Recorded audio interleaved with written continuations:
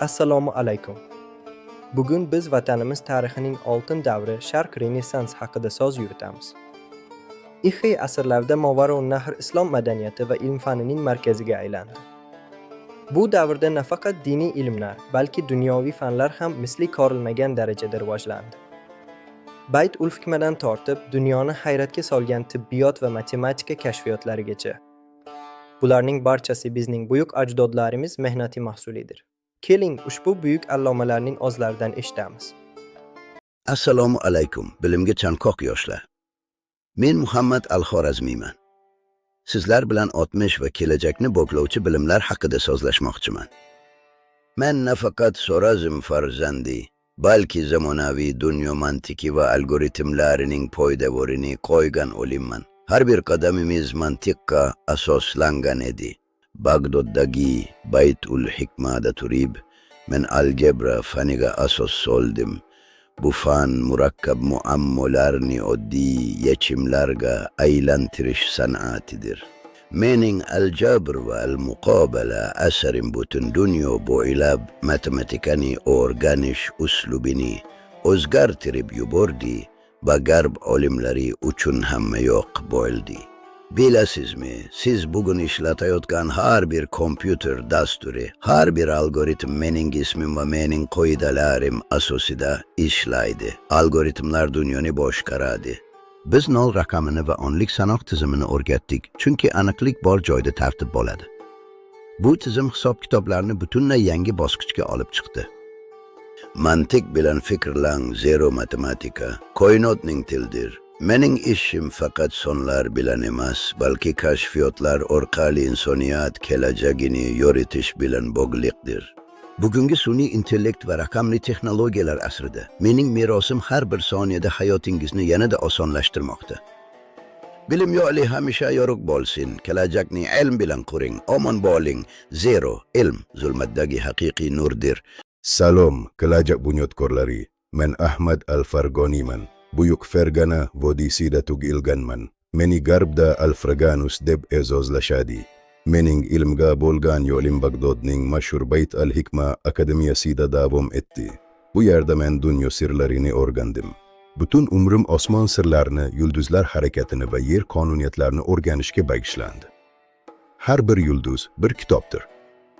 Mening astronomiya asoslari asarim nafaqat sharqda, balki garbda ham asrlar davomida asosiy darslik bo'lib xizmat qildi. Men yulduzlar jadvalini aniqlashtirdim va osmon jismlari orasidagi masofalarni matematika yordamida hisoblab chiqdim. Misrda men Nilometr qurilmasini bunyod etdim. Bu orqali dehqonlar Nil daryosining toshishini oldindan bilib, hosilni saqlab qolishdi. Esingizda bo'lsin, koinot cheksiz, lekin insonning ilmga bo'lgan ehtirosi va intilishi undan ham cheksizroq va qudratlidir. Bizning buyuk tariximiz va olimlarimiz siz uchun ilhom manbai bo'lsin. Bilim yo'lida hech qachon to'xtamang. Har doim yuksaklikka intiling. Sizning ilmingiz dunyoni o'zgartiruvchi kuchdir. Kelajak sizniki. Men Abu Ali ibn Sinoman. Butun dunyoga Avitsen nomi bilan tanilganman. Ixiy asrlarda yashab infan choqqalarini zabt etishga intildim. Mening eng mashhur asarim tib qonunlari ko'p asrlar davomida Sharq va Garb tibbiyotining asosi bo'lib xizmat qildi. Men insoniyatga shifo tarqatishni o'z burchim deb bildim. Men nafaqat tanani, balki inson ruhini ham davolash falsafasini yaratdim. Salomatlik bu tana va ruhning uyg'unligidir. Biz ruhiy holat tana xastaliklariga qanday ta'sir qilishini chuqur o'rgandik. Biz har bir dardning ildizini, sabab va oqibat qonuniyatlarini o'rgandik. Tabiat sirlari faqatgina sinchkovlik va chuqur mulohaza orqali ochiladi. Ilm zulmatdagi nurdir. Inson bu butun borlikning gultoji va eng oliy silkatidir. Uning sog'ligi, ongi va bilimga bo'lgan to'xtovsiz intilishi jamiyatning eng buyuk boyligi va oliy qadriyatidir. Bizning tadqiqotlarimiz va izlanishlarimiz butun bashariyat uchun zamonaviy tibbiyot va tabiiy fanlar poydevoriga aylandi.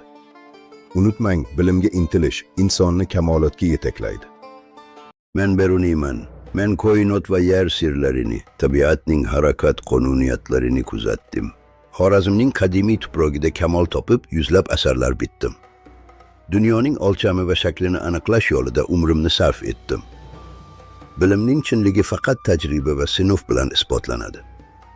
Nandana choqqisida turib, yerning radiusini aniq hisoblaganimda, haqiqat faqat raqamlar va tajribada ekanligini isbotladim.